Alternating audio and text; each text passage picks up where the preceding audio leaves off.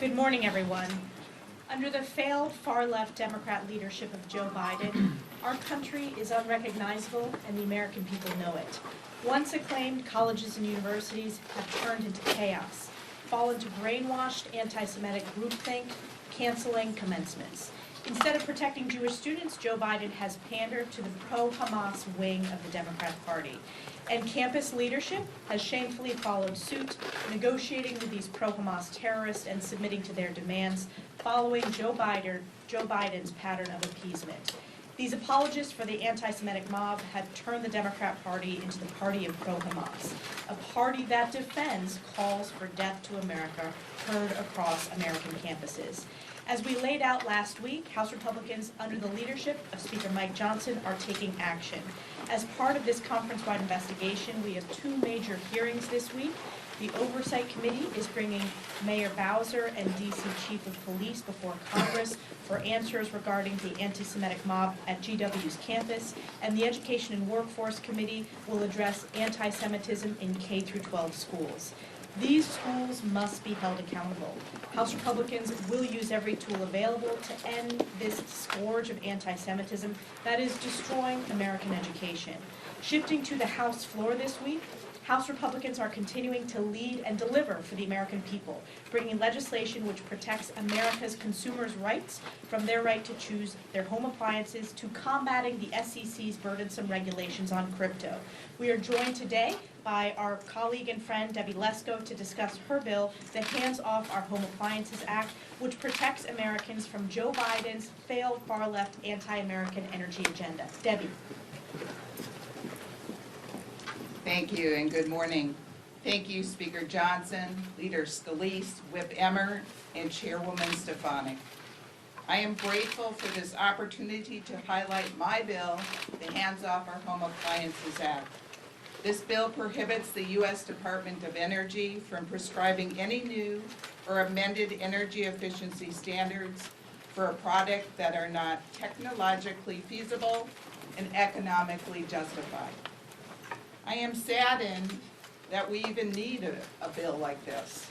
However, as we have experienced under this administration, the Department of Energy has unleashed an avalanche of new regulations for household products, including stoves, dishwashers, washing machines, showers, toilets, water heaters, air conditioners, heat pumps, and furnaces.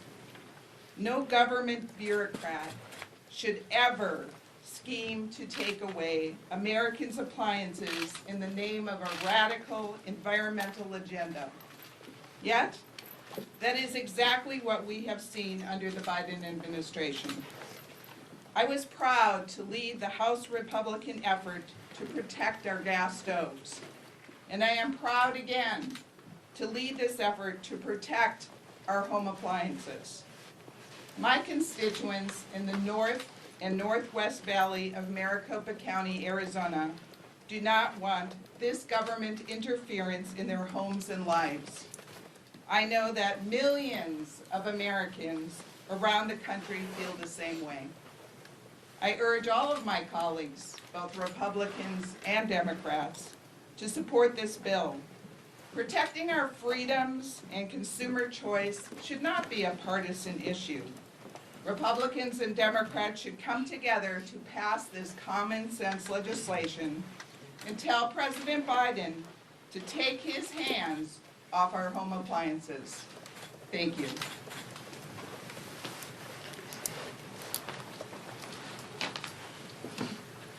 Chairman Gary Gensler's tenure at the SEC has been characterized by regulatory hypocrisy, inconsistency, and incompetence.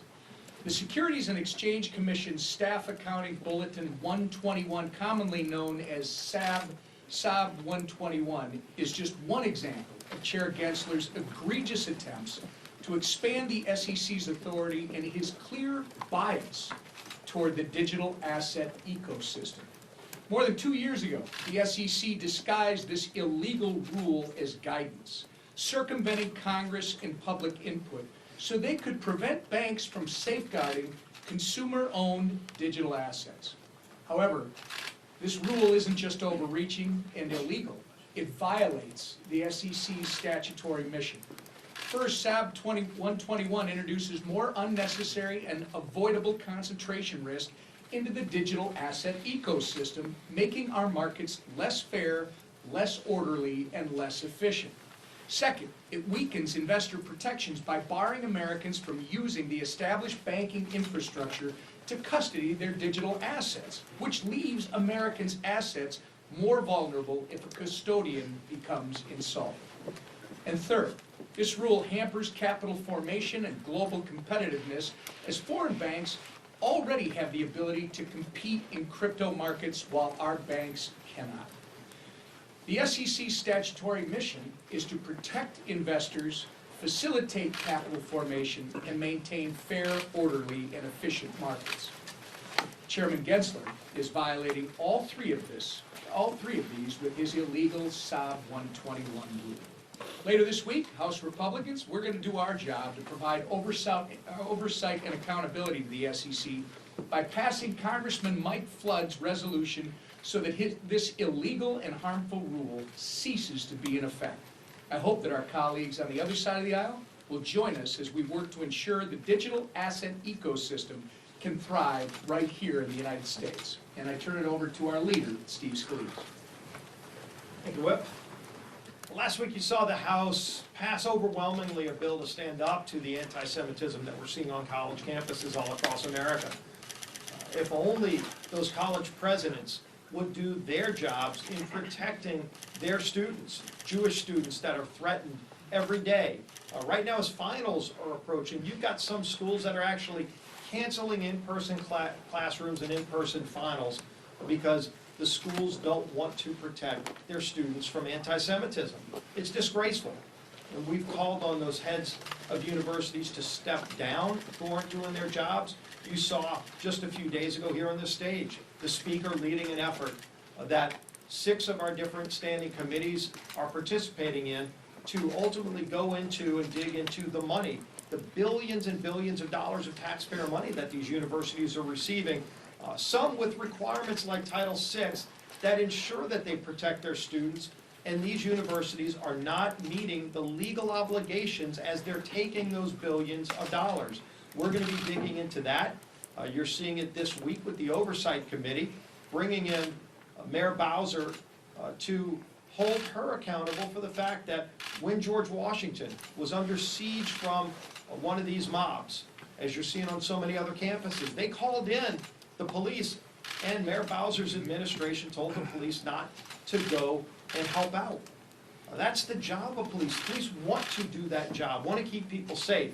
And when you've got elected leaders that are telling the police not to keep students safe, you're going to see this House Republican majority take action to hold those leaders accountable.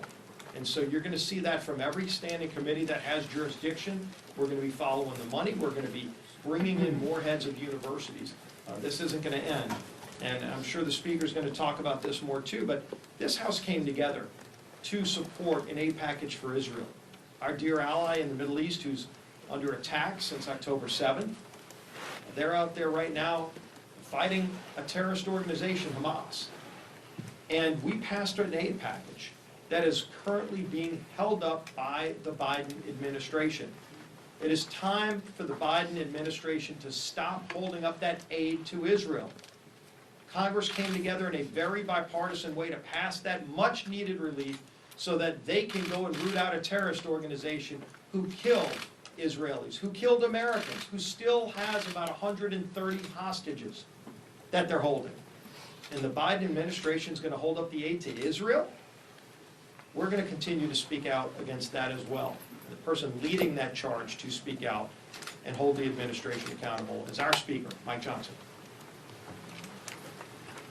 Thank you, Leader Scalise, and all my colleagues, thank you all for being here. It's a big day on Capitol Hill. I've passed the 6-month mark serving as Speaker of the House, and part of the job of the Speaker is to go all around the country and meet with Americans and hear from Americans and engage what their greatest concerns are. And so in the last 6 months, we've calculated it over the weekend. I've been to more than 100 cities in more than half the state. It doesn't matter where I am, whether I'm out west or Manhattan or the Deep South or the Midwest. It doesn't matter, the concerns are the same. The people of this country are deeply concerned about the border catastrophe, the open border that was orchestrated by the Biden administration. They're deeply concerned about the rising cost of living, about rising crime around the country. They're very deeply concerned about the weakness that we're projecting on the world stage that is encouraging our adversaries to act so provocatively and ramp up hot wars around the globe. And you know what the other thing is that they're really concerned about? They're deeply concerned about the institutions of government itself. That we're trying to keep steady hands on the wheel here and keep the legislative branch moving and operating in the best interest of the people. And that's a heavy task when we have divided government as we do, and the smallest majority in U.S. history, famously, that everybody knows. But one of the things that is also in jeopardy right now is our judicial branch, and it's our system of government itself. And I don't think we can say often enough here how much that has been abused under this administration, and with local prosecutors, state prosecutors, and at the federal level, who are using lawfare. They're using our judicial system to go after political opponents. The most obvious example of that, and I think the most egregious one in history, is what is being done to Donald Trump right now. This is yet another week where cable TV has a split-screen image, right? On one side, turn on any news station, you see the partisan prosecutors and the double-standard DOJ going after President Trump, and on the other side, college campuses being wrecked by anti-Semitic mobs. In Manhattan, in the New York case, I mean, it's play-by-play on all the stations, right? That case should never have been brought. If there's ever been an example of lawfare, everybody can look at that and see. The trial is being orchestrated by Democrat supporters of President Biden who are trying to make a name for themselves. I mean, they're pretty open about that. They used it in their campaign pledges. We've got a Democrat district attorney, a Biden donor judge, whose daughter is a Democratic political consultant and has clients that use the case in their solicitation emails to raise money. And now we've learned there's an assistant DA who was recently a top man at the DOJ and received over $10,000 in payments from the Democratic National Committee. This is all wrong. It doesn't matter what political party you're in. You have to look at this. If you look at this objectively, you know deep down that this is wrong. And think about all this in the context of New York. Assaults in New York are at their highest level ever. Crime is through the roof. The DA has decided to bring an 8-year-old bookkeeping charge that rests on the testimony of a long-proven liar and perjurer. And the judge, who is a well-known Democrat, is pursuing an indefensible gag order on President Trump. Now just think about that. Think about the magnitude of that. He's trying to override President Trump's constitutional right to defend himself against the constant smears of his political opponents in an election year. But not just any election year. The election year that most everyone understands is the most fateful one of our lifetimes. You cannot call yourself a serious judge and threaten a presidential candidate with jail time when he defends his reputation in public, in the middle of a campaign. And I think everybody of good conscience understands that. Then we have the classified documents case, where President Trump is being treated completely differently from President Biden. Again, this is something that is just obvious that everybody can see. Biden, of course, willfully retained the disclosed classified material. But because he is, quote, an elderly man with a poor memory, unquote, it was decided the DOJ would not be bringing charges. What the American people see, and I mean this is across the country, this isn't just red states, it's blue states as well, they look at this and they see an incredible double standard. It's just blatantly on display. It's the weaponization of our justice system. Every single person of good conscience and common sense can see that clearly. And it's disturbing to them. Why? Because in our system, in a constitutional republic, if the people do not believe that the justice system is fair, that you really do have equal justice under law, then they throw their hands up and they say, what is there to believe in? It's critical. It's a foundational component of maintaining a republic. And they are jeopardizing this for political purposes. Now we're learning that the prosecutors in the Jack Smith case have even engaged in evidence tampering during the raid at Mar-a-Lago. But here's the point. The entire case turns on what happened with those documents. And Jack Smith has admitted that things were not as they should be with the boxes. It just raises very serious questions. These cases are a coordinated political attack, plain and simple. They are a clear attempt to keep Donald Trump in the courtroom and off the campaign trail. That's what this is. It's an election interference. It is borderline criminal conspiracy, and the American people see right through it. President Trump has done nothing wrong here, and he continues to be the target of endless lawfare. It has to stop. And you're going to see the United States Congress address this in every possible way that we can, because we need accountability. Ultimately, at the end of the day, it's bigger than President Trump. It's about the people's faith in our system of justice. And we're going to get down to the bottom of it. All these cases need to be dropped because they are a threat to our entire system. On these other issues, while these sham trials go on up and down the East Coast, across America, you got college students wondering whether their careers about graduation and after graduation are going to be even possible, because now they're interrupting their lives again. These are the same kids you've seen, same students who, many of them had their high school commencement ceremonies canceled because of COVID. Now, 4 years later, they're getting their graduations canceled. They don't know where they're going to have that opportunity at all. Ceremonies across the country are being thrown into turmoil because you have weak administrators who have allowed the anti-Semitic rioters to take over campus and cancel graduations and disenfranchise the students who are trying to follow the law and do the right thing. Columbia's announcement that it's going to cancel its graduation is a disgrace. These administrators have failed to fulfill their first responsibility, and that's to keep the students safe, and there should be consequences for their inability or their unwillingness to maintain order on their own campuses. We have called for these resignations of these administrators, or they should be fired. This week, as part of our house-wide effort, you've heard we're going to crack down on anti-Semitism, and we have several committees looking into the origins of that on higher education and K-12 schools. And additionally, the Oversight Committee will be looking into the encampments at George Washington University here. And we're going to ask Mayor Bowser, if she shows up for the hearing, why D.C. law enforcement has been so slow to respond to the request from the school. And with regard to Israel, and I'll take questions, just when we thought it was only university presidents who were caving into the absurd demands of the pro-Hamas students, the president himself has now reportedly halted ammunition shipments to Israel. We can see right through it. I mean, if this is true, and it looks to be true, that President Biden is clearly trying to placate the pro-Hamas element of his party. There's no other explanation for that. And if I remember correctly, and I do because I was here, House Democrats engaged in a sham impeachment of President Trump over questions about politicizing military aid. This is what's happening. This is a report on the ground in Israel that I got this morning. A shipload of munitions and precision weapons, which are to be used to help protect civilians in Rafah, is being withheld. Administration officials have assured Congress and have assured me personally, very recently, and as recently as last Friday, reaffirmed from my staff to my staff from theirs, that there would be no delay in assistance to Israel. This is not the will of Congress. This is an underhanded attempt to withhold aid without facing accountability. It's undermining what Congress intended and has acted to take care of by authorizing aid to Israel. And so if the president truly wanted to defeat Hamas like he said in the past, he wouldn't be standing in the way, preventing it from happening. I think that's clear. And we're going to try to get down to the bottom of that as well. With that, I'll take a few questions. Mr. Speaker, given your criticism of these prosecutions against Donald Trump, will you do what Marjorie Taylor Greene is asking, which is to defund the special counsel's investigation and criminal case against the president? Well, look, there's been a lot of discussion here amongst House Republicans in particular for a long, long time about the abuse of the special counsels. I mean, this is a tradition that goes back about a quarter century. Janet Reno, I believe, is the one that originated this idea. And the problem that we have, see, Congress has an oversight responsibility, and we've got to make sure that the justice system is maintained well, and that's our job. We also have the power of the purse.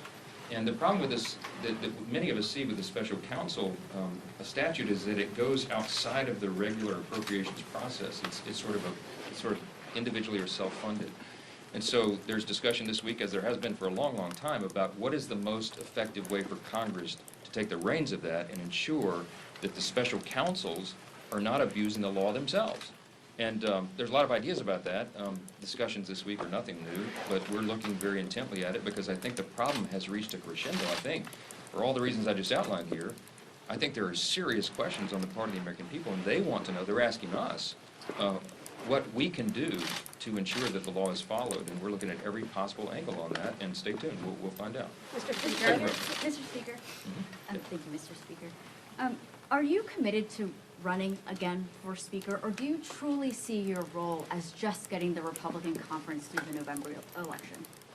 No, I intend to lead this conference in the future. And the most important thing that we have to do right now is govern the country well, show the American people that we will and that we are. That's what we've been doing. And then I'm convinced that my number one job and responsibility is to keep and grow the House majority in November. That's my singular focus right now. We have plans for the next Congress, and we've been outlining a lot of that. But right now, it's all hands on deck, all hands on the wheel, and steering the ship upstate, so to speak. So I'm honored to be able to do that. I expect I'll be doing that in the future. I'm glad to have the support of President Trump. I was down with him most recently this weekend. And all of the leaders of our party, we're united in this cause, because our objective and our mission is to save the country. And in my view, if we don't grow the House majority and we don't retake the Senate for the Republican Party and the White House, then I think we're facing very serious threat to our republic. Last question. Speaker, I have a question. Thank you, Mr. Speaker. Some of your GOP colleagues have asked, why are you even negotiating with MTG? She's trying to remove you. Why are you entertaining her demands? I think if John Boehner were still here, he might have called her a legislative terrorist. So, can you talk a little bit about why you decided to sit down with her for hours on end? Let me address it. So yesterday I met at some length with Marjorie Taylor Greene and Thomas Massey. It was a good discussion. I thought it was productive. We'll visit again today. It's not a negotiation, okay? This is how I've operated as Speaker. I committed to do it before I became Speaker, and we've been doing this for the last 6 months. I reminded my conference of this just within the last hour. Everybody knows. I have lengthy discussions, detailed discussions on a daily basis with members across the conference. There are 217 of us. It takes a lot of time. This is why I don't get enough sleep these days. But what it's required when you have the smallest majority in history is that you have to quite literally get everyone to work together. When you can only lose one vote on a party preference or priority, it takes a lot of time to build consensus. And so what I do every day, Scott, is almost on an hourly basis, is I hear suggestions and ideas and thoughts from members. My door has been open from day one. Everybody knows that. I mean, I spend endless hours at this. There's nothing unusual about this. I've heard Marjorie and Thomas's ideas, just like I have every day for the last 6 months, heard others. And I reminded the conference this morning, everybody has the same opportunity to do that. It's not a negotiation at all. What we're trying to do, and what my job is to every day improve processes, procedures, our policy preferences, our legislation, and make sure that we can build the right consensus to get everybody together. It takes an inordinate amount of time and a lot of patience to do that in a time like this, but I'm committed to it, and we're going to continue to do that. So I take Marjorie's ideas and Thomas's and everybody else's equally, and we assess them on their own value, and where we can make improvements and changes and all of that we do. And that's what this is. There's nothing more than that going on. Yeah. Mr. Speaker, Thank one you. more. Briefly on President Biden today. What do you want to hear from President Biden, sir, on anti-Semitism?